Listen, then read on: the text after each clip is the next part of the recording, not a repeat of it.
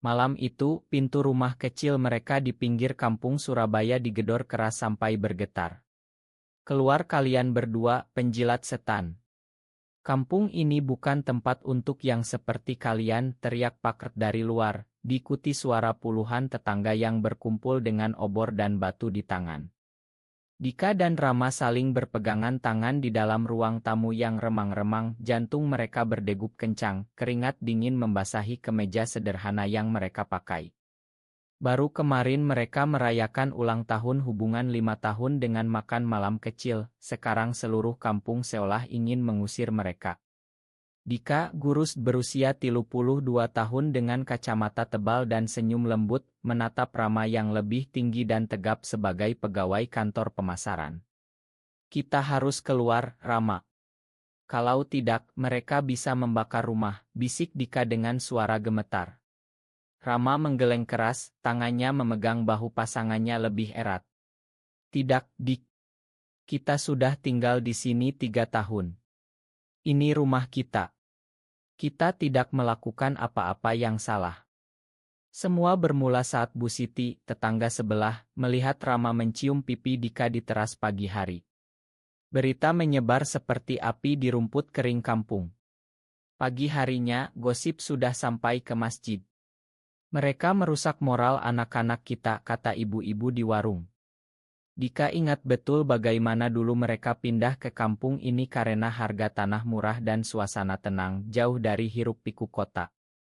Rama yang asli Surabaya ingin dekat dengan ibunya yang sakit-sakitan, sementara Dika dari desa kecil di Jawa Timur hanya ingin hidup damai setelah bertahun-tahun menyembunyikan siapa dirinya. Keluarga Dika sudah tidak bicara lagi sejak dia bilang tidak mau menikah dengan gadis pilihan orang tua. Rama juga pernah bertengkar hebat dengan ayahnya yang bilang laki-laki sejati itu punya istri dan anak. Tapi mereka memilih tetap bersama, membangun rumah kecil dengan taman bunga kecil di depan, menanam cabai dan tomat bersama setiap sore. Sekarang semua itu terancam. Pagi berikutnya, suasana semakin panas. Anak-anak kampung melempar batu kecil ke pagar rumah mereka sambil berteriak banci. "Banci!" Rama keluar mencoba bicara baik-baik, tapi Pakrek langsung memblokirnya. "Kalian berdua tinggal serumah tanpa nikah, itu sudah dosa besar. Apalagi laki-laki dengan laki-laki. Pergi saja dari sini sebelum kami usir paksa." Dika menarik Rama masuk lagi, air mata menggenang di matanya. Di dalam, mereka duduk di lantai, Rama memeluk Dika erat. "Kita kuat, Dik. Ingat dulu saat pertama ketemu di acara seminar pendidikan di Jakarta. Kamu yang bantu aku presentasi karena aku grogi. Saat itu aku sudah tahu kamu adalah orangnya." Dika tersenyum tipis meski hatinya sakit. "Tapi sekarang bukan hanya kita berdua, Rama. Keluarga kamu, teman-teman kerja aku di sekolah semuanya akan tahu." Malam itu mereka tidur berpelukan, tapi tidur mereka gelisah. Besok pagi, surat peringatan dari RT sudah ditempel di pagar. Pasangan ini diberi waktu 1 minggu untuk pindah, demi ketertiban kampung. Dika mulai merasa ragu. Dia ingat masa kecilnya di desa, selalu dipaksa main bola padahal dia lebih suka membaca buku di kamar. Ayahnya sering bilang jangan jadi lemah seperti perempuan. Sekarang semua itu kembali menghantui. Rama melihat gelisah pasangannya, lalu memegang tangannya. "Kita akan cari jalan keluar bersama. Aku tidak mau kehilangan kamu." Di luar, suara tetangga masih terdengar samar, tapi di dalam rumah kecil itu, cinta mereka masih menjadi satu-satunya kekuatan. Hari-hari berikutnya, gangguan semakin sering. Air keran mereka tiba-tiba mati, sampah dilempar ke halaman, dan Bu Siti menolak menjual sayur ke mereka di pasar. Dika pulang dari sekolah dengan wajah pucat karena kepala sekolah memanggilnya untuk bicara soal reputasi. Rama di kantor mendapat tatapan aneh dari rekan kerja. Tekanan mulai menyusup ke dalam hati mereka, membuat malam-malam semakin panjang dan penuh pertanyaan. Apakah cinta mereka layak diperjuangkan di tengah masyarakat yang begitu menolak? Pagi itu Ibu Rama tiba-tiba datang ke rumah dengan wajah merah padam. "Kamu gila ya, Rama?" Seluruh keluarga besar sudah tahu. Bibi-bibi di kampung menelepon ibu semalaman. Katanya kamu hidup dengan laki-laki lain seperti suami istri. Bagaimana ibu bisa angkat muka di arisan? Ibu Rama menangis sambil memegang tangan anaknya. Dika berdiri di sudut ruangan tidak berani mendekat. Dia tahu betul bagaimana keluarga Rama sangat tradisional. Ayah Rama sudah meninggal, tapi ibunya masih memegang teguh adat Jawa yang bilang laki-laki harus meneruskan garis keturunan. "Ma, Dika adalah bagian dari hidup aku. Kami saling mencintai," jawab Rama pelan tapi tegas. Ibu langsung menampar pipi anaknya. "Cinta. Ini bukan cinta, ini penyimpangan. Pulanglah ke rumah ibu sekarang juga, atau ibu anggap kamu sudah mati." Dika merasa dadanya sesak. Dia ingat ibunya sendiri dulu menangis berhari-hari saat tahu anaknya gai. "Kamu mau ibu mati karena malu," kata ibu Dika saat itu. Sore harinya, kakak laki-laki Dika, Mas Andi, datang dengan motor besar. "Kamu sudah gila, Dik.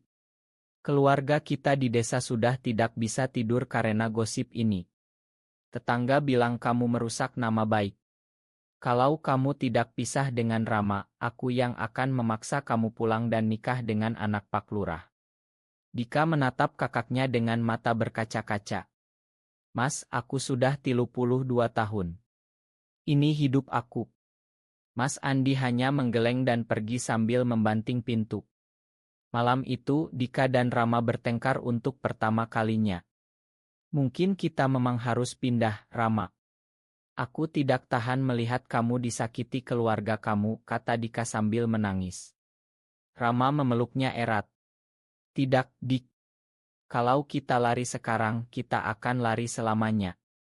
Aku mau kita hidup di sini, di kampung ini, sebagai kita yang sebenarnya."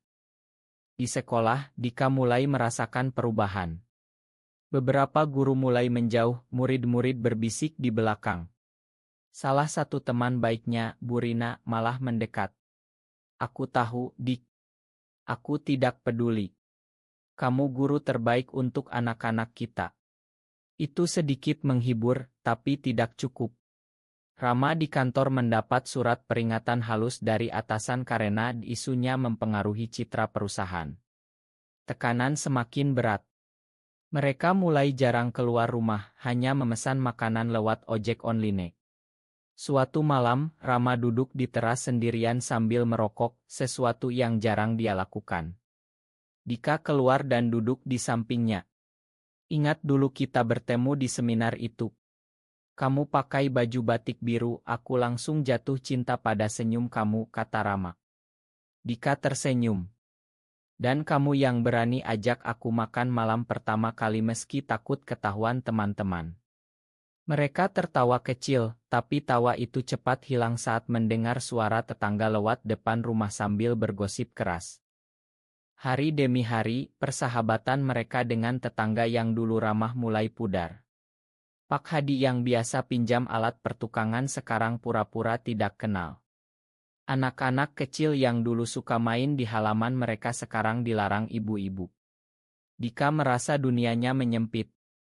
Dia sering terbangun tengah malam karena mimpi buruk tentang masa kecilnya yang penuh penolakan.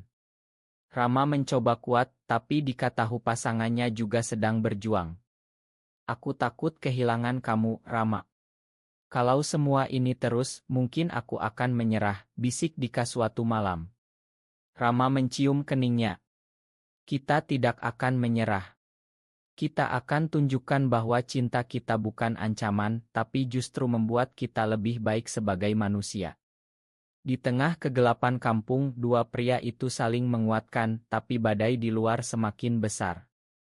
Tekanan sosial mencapai puncak saat berita sampai ke grup WhatsApp. Ada petisi yang ditandatangani 47 kepala keluarga menuntut Dika dan Rama pindah dalam waktu 48 jam. "Ini bukan kampung untuk penyimpangan," tulis paket di pengumuman yang ditempel di papan informasi. Dika membaca itu sambil tangannya gemetar. Di sekolah, kepala sekolah memanggilnya lagi. Pak Dika, saya terpaksa memberi cuti tanpa gaji selama 1 bulan. Orang tua murid banyak yang komplain. Rama juga kehilangan klien penting di kantor karena isu ini. Mereka mulai kehabisan tabungan untuk hidup sehari-hari. Suatu sore, saat mereka sedang membersihkan halaman yang penuh sampah lemparan tetangga, sekelompok pemuda kampung datang dan mendorong Rama sampai jatuh. "Pergi kalian dari sini," teriak mereka. Dika langsung melindungi Rama dengan tubuhnya. "Jangan sentuh dia." Suasana hampir ricuh, untung Pak Hadi yang dulu ramah lewat dan memisahkan. Tapi tatapannya dingin. "Kalian sudah bikin kampung ini ribut." Malam itu, Dika mengalami krisis berat. Dia duduk di kamar mandi sambil menangis terseduh. "Aku lelah, Rama. Mungkin aku memang salah lahir seperti ini. Kalau aku normal, keluarga kita tidak menderita." Rama memeluknya dari belakang. "Kamu bukan salah, Dik. Masyarakat yang salah karena tidak mau mengerti." Tapi kata-kata itu tidak cukup. Dika mulai menghindari cermin, merasa jijik dengan dirinya sendiri. Rama juga mulai meragukan pilihan mereka tinggal. Teman kantor Rama, Budi, yang dulu dekat malah menyebarkan rumor lebih buruk di grup kerja. "Aku tidak nyangka Rama seperti itu," katanya di belakang. Pengkhianatan dari orang terdekat membuat luka semakin dalam. Mereka hampir putus asa. Suatu malam hujan deras, listrik padam, dan suara teriakan diusir mereka terdengar lagi. Dika dan Rama berpelukan di bawah selimut, tubuh mereka gemetar bukan karena dingin, tapi karena takut masa depan. Di tengah semua itu, ada satu tetangga baru, Bulina, janda yang pindah dari kota. Dia diam-diam memberikan makanan ke rumah mereka lewat pagar belakang. "Aku tidak peduli apa kata orang. Kalian baik-baik saja," bisiknya suatu malam.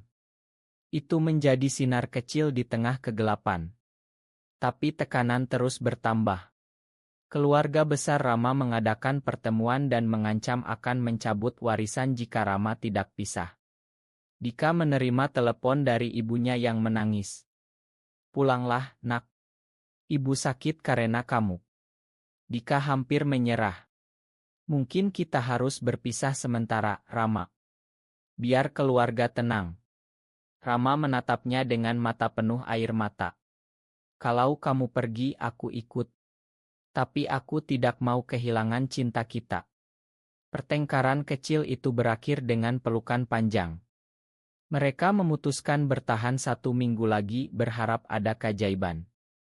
Di luar, kampung semakin ramai dengan rapat-rapat kecil untuk membahas masalah mereka. Dika dan Rama merasa seperti tahanan di rumah sendiri. Tapi di antara semua rasa sakit itu, cinta mereka justru semakin kuat, seperti api yang tidak padam meski ditiup angin kencang. Suatu pagi Minggu yang cerah, kecelakaan terjadi di depan rumah mereka. Anak kecil tetangga, Rian umur 7 tahun, jatuh ke selokan dalam saat bermain dan kepalanya terbentur batu. Darah mengalir deras. Ibu Rian menjerit minta tolong, tapi tidak ada yang berani mendekat karena selokan dalam dan licin. Dika dan Rama langsung keluar tanpa pikir panjang. Rama melompat ke selokan, mengangkat Rian yang tidak sadar, sementara Dika memanggil ambulans dan menekan luka anak itu dengan kain bersih. Mereka membawa Rian ke rumah sakit dengan motor Rama, meski tetangga masih menatap dingin. Di UGD, dokter bilang kalau terlambat 10 menit lagi, Rian bisa meninggal. Ibu Rian menangis terima kasih sambil memegang tangan Dika. "Terima kasih, Pak. Kalian menyelamatkan anak saya." Berita itu menyebar cepat di kampung. Bulina mulai bicara di warung. "Mereka yang kalian usir itu justru menyelamatkan nyawa anak kita." Pak Hadi yang dulu dingin mulai ragu. Tapi masih ada yang menolak. "Itu cuma kebetulan. Mereka tetap salah," kata Pak Rek. Rama dan Dika tidak minta apa-apa. Mereka hanya pulang dan beristirahat, tubuh lelah tapi hati sedikit lega. Malam itu, Dika berkata, mungkin inilah saatnya kita tunjukkan siapa kita sebenarnya, Rama. Bukan dengan kata-kata, tapi dengan perbuatan. Rama mengangguk. Mereka mulai membantu tetangga kecil-kecilan tanpa diminta, membersihkan selokan, membantu anak-anak belajar, bahkan Rama memperbaiki motor Pak Hadi gratis. Perlahan tatapan dingin mulai mencair. Bu Siti yang paling okal mulai diam saat melihat Dika mengajar anaknya membaca dengan sabar. Tapi krisis belum selesai. Ayah Rian, Pak Joko, yang keras kepala, masih menolak. Saya tidak mau anak saya dekat dengan mereka, katanya. Namun Rian sendiri mulai suka main ke rumah Dika dan Rama karena mereka cerita dongeng lucu. Suatu hari, Rian bilang ke ayahnya, Pak Dika dan Pak Rama baik, ya. Mereka tidak jahat seperti kata orang. Itu menjadi celah kecil. Dika mengalami momen pribadi yang mendalam saat melihat oto lama keluarganya. Dia menulis surat panjang ke ibunya, menceritakan semua perasaannya tanpa menyalahkan siapapun. Rama melakukan hal yang sama ke ibunya. Mereka memutuskan untuk tidak lagi bersembunyi, tapi juga tidak memaksa orang menerima. Pengorbanan mereka mulai terlihat. Rama rela kehilangan bonus kantor, Dika rela tidak digaji bulan ini, asal bisa tetap bersama. Di tengah semua itu, cinta mereka tumbuh dewasa. Bukan lagi cinta muda yang penuh mimpi, tapi cinta yang sudah teruji api. Kita bukan korban, Rama. Kita adalah pejuang, kata Dika suatu malam sambil memandang bintang di langit kampung. Perubahan mulai terasa saat rapat bulanan.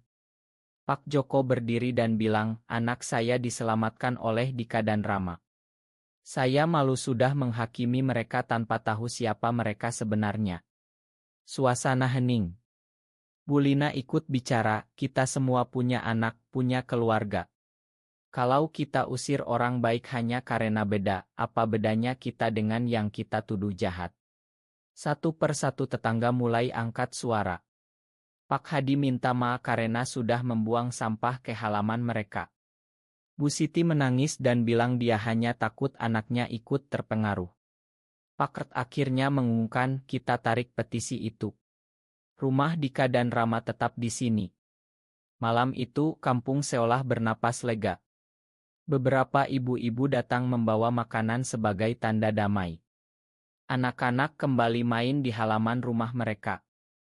Dika dan Rama tidak langsung percaya. Mereka masih hati-hati. Tapi hari demi hari, undangan arisan datang, tetangga minta bantuan Rama memperbaiki listrik, dan Dika diminta mengajar les tambahan lagi. Keluarga Rama mulai melunak setelah ibunya datang dan melihat sendiri bagaimana Rama dan Dika hidup rapi, saling menjaga. Mungkin ibu terlalu keras dulu, kata ibu Rama sambil memeluk Dika. Keluarga Dika juga mulai bicara lagi lewat telepon, meski masih pelan-pelan. Di sekolah, kepala sekolah meminta maaf dan mengembalikan gaji Dika. Di kantor Rama, atasan memberikan promosi kecil sebagai pengakuan kerja kerasnya selama ini. Mereka mulai keluar rumah tanpa takut lagi. Jalan malam di kampung terasa lebih terang, tawa anak-anak lebih nyaring. Dika dan Rama sering duduk di teras, memandang bintang sambil bercerita masa lalu. Kita hampir menyerah, tapi lihat sekarang, kata Rama sambil memegang tangan Dika.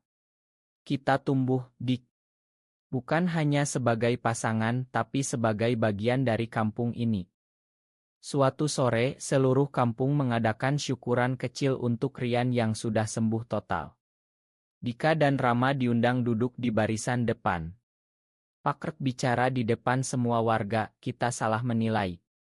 Cinta itu tidak melihat jenis kelamin tapi melihat hati. Tepuk tangan menggema. Dika menangis bahagia, Rama memeluknya di depan semua orang untuk pertama kalinya. Malam itu mereka pulang dengan hati penuh. Kita berhasil, Rama. Bukan karena kita menang, tapi karena kita tetap jadi diri kita sendiri, kata Dika. Kampung yang dulu penuh kebencian kini menjadi rumah yang hangat. Tetangga saling sapa lagi, gosip buruk berganti dengan cerita positif tentang kedua guru baik hati. Dika dan Rama akhirnya bisa bernapas lega, tapi mereka tahu perjalanan masih panjang. Namun kali ini mereka tidak sendirian. Bulan-bulan berikutnya, kehidupan di kampung kembali normal bahkan lebih baik. Dika dan Rama sering diundang ke acara keluarga tetangga. Anak-anak kecil memanggil mereka Om Dika dan Om Raman dengan sayang. Bulina menjadi sahabat dekat mereka, sering datang minum teh sore sambil bercerita tentang suaminya yang dulu. Pak Joko bahkan meminta maaf secara pribadi dan mengajak Rama main bola di lapangan kampung. "Kamu kuat, Mas. Saya salut," katanya. Rama tersenyum, "Kita semua kuat kalau saling mendukung." Dika kembali mengajar dengan semangat baru. Murid-muridnya suka karena guru mereka selalu sabar dan penuh cerita inspiratif tentang menerima perbedaan.